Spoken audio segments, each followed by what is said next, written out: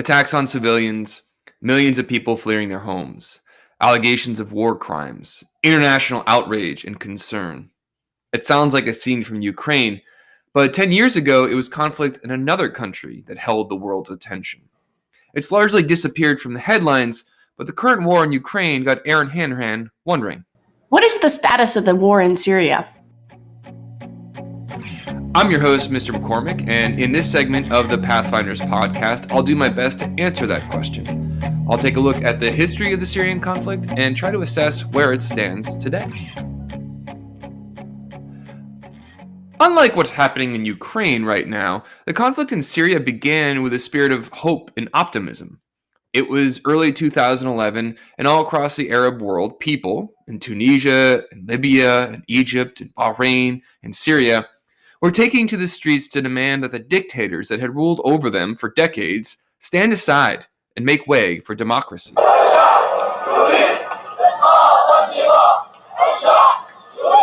In Syria, that dictator was Bashar al-Assad, who had inherited his rule from his father. By 2011, the Assad family had been in power for 40 years, and the Syrian people had had enough. For a moment, it seemed like they would get their wish, but it was not to be.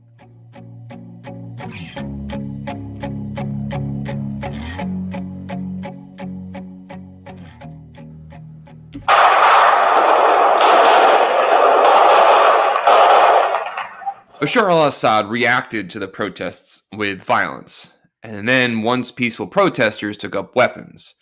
For a time, rebels held several important cities and large areas of the country, but then international forces started getting involved. Russia and Iran backed Assad, while countries like Turkey, the United States, and Saudi Arabia supported the rebels. The international involvement escalated the war, forcing millions of people to flee their homes and providing opportunities for terrorist groups like ISIS to gain a foothold in the region.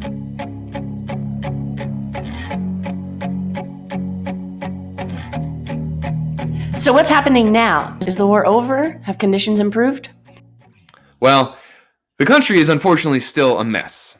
If there is one bright spot, it's that the fighting is much less intense than it used to be.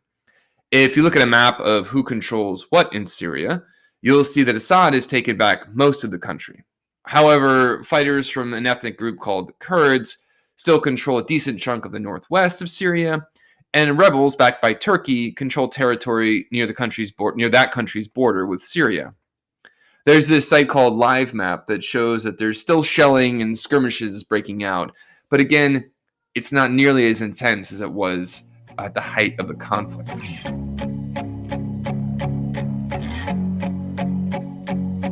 But what hasn't improved is the lives of ordinary Syrians.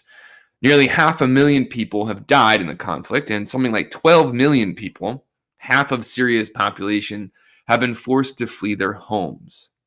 Half of those people are living as refugees in other countries, and half are living in camps inside Syria.